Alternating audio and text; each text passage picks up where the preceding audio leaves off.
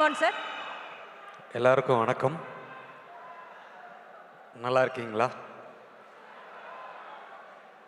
நல்லா இருக்கீங்களா?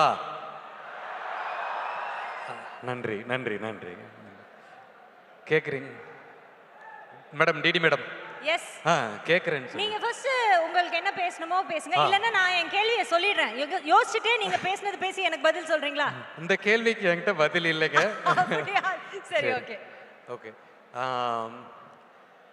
இது மாதிரி ஒரு பெரிய ஈவெண்ட்டு எனக்கு லைஃப்பில் முதல்ல கொடுத்தது வந்து ஜிவி சார் தான். நான் வந்து ரொம்ப ஸ்ட்ரகிளிங்காக அசிஸ்டன்ட் டைரக்டராக இருக்கும்போது என்னை லிரிசிஸ்ட் ஆக்கி ஒரு பெரிய மேடை கொடுத்தாரு. அதனால் அங்கேருந்து அதுக்கு முன்னாடியிலேருந்தே அவரோட படத்துலேருந்தே நான் ஒர்க் பண்ணிகிட்ருக்கேன். ஆக்டராக அவர் ஃபஸ்ட்டு படம் ஒர்க் பண்ணதுலேருந்து எனக்கு இந்த மேடை, இவ்வளோ பெரிய மேடை, இவ்வளோ 1000 ரசிகர்களோட அந்த மேடையை பெருசாக்கி கொடுத்துருக்காரு. அதுக்கு மிகப்பெரிய நன்றி சார். அண்டு இன்றைக்கி நான் சினிமாவில் ஒரு டைரக்டர் ஆகணும்னு ஆசைப்பட்டதுக்கு ஒரு மிகப்பெரிய காரணம் வந்து ஆயுத எழுத்து படம். அந்த படத்தோட ஹீரோ சூர்யா சார். அவரோட அந்த படத்தில் நான் பார்த்துட்டு முடிவு பண்ண விஷயம் டைரக்டர் ஆகணும் அப்படின்னு சொல்லிட்டு முடிவு பண்ணேன். இன்றைக்கி அவரோட படத்தில் பாட்டு எழுதியிருக்கேன். அவர் படத்துக்கு நான் பாட்டு பாடியிருக்கேன். ஸோ ரொம்ப சந்தோஷமாக இருக்குது.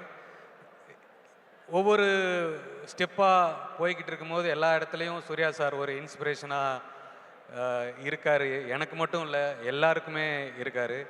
ஸோ அந்த விதத்தில் thank you so much sir for inspiring lot to come into the industry and perform.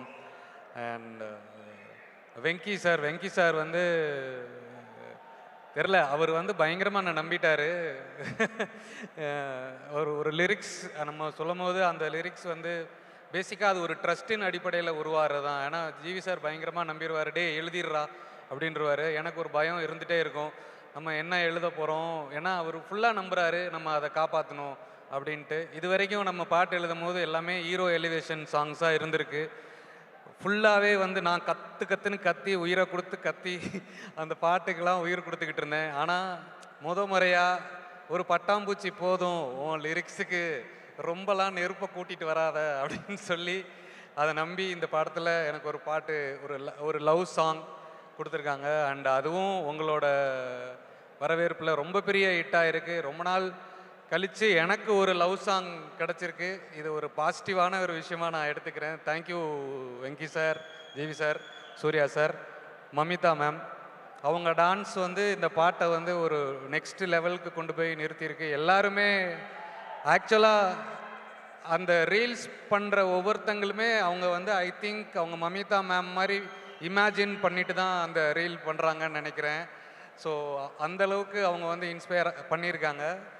இந்த படம் எனக்கு ஒரு முக்கியமான ஒரு படமாக இருக்கும். ஏன்னா இது வந்து ஐ நோ இவங்க டைரக்டரோட விஷன் என்ன, இந்த படம் என்ன மாதிரி படமாக இருக்க போகுது அப்படின்றதெல்லாம்.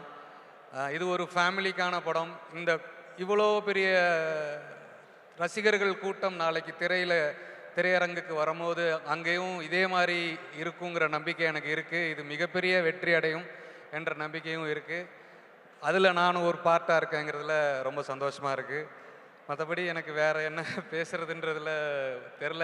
ஏதாவது கேட்கணுன்னா சொல்லுங்கள், நான் பதில் சொல்கிறேன். சரி, நீங்கள் இப்போது சூர்யா சாரை பற்றி நீங்கள் சொன்னீங்க, பட்டாம்பூச்சி எழுதிட்டு போயிட்டீங்க. மிச்சம் எல்லாருக்கும் ஹீரோஸ்க்கு வந்து ஒரு எலிவேஷனான சாங். எலிவேஷனாக ஒரு 2 லைன் நம்ம சூர்யா சாருக்கு டக்குன்னு யோசிச்சு எதாவது சொல்ல முடியுமா? ஒரு பாட்டு நினச்சிக்கல. இல்லை, நான் ஆக்சுவலாக காலேஜ் படிக்கும்போது சூர்யா சாரோட எல்லா ஹேர் ஸ்டைலு, அவரோட லுக்கு, அதெல்லாம் நானே இமிட்டேட் பண்ண ட்ரை பண்ணுவேன். ஏன்னா எனக்கு ஒரு ஹீரோவாக ஃபீல் பண்ணிக்கிற ஒரு விஷயத்த சார் எனக்கு இன்ஸ்பயர் பண்ணியிருக்கார். ஒவ்வொருத்தரும் ஹீரோ அப்படின்ற ஒரு ஃபீலை இன்றைக்கி வரைக்கும் அவர் இன்ஸ்பயர் பண்ணிக்கிட்டே இருக்கார். எல்லாரையும் இன்ஸ்பயர் பண்ணிக்கிட்டே இருக்கார்.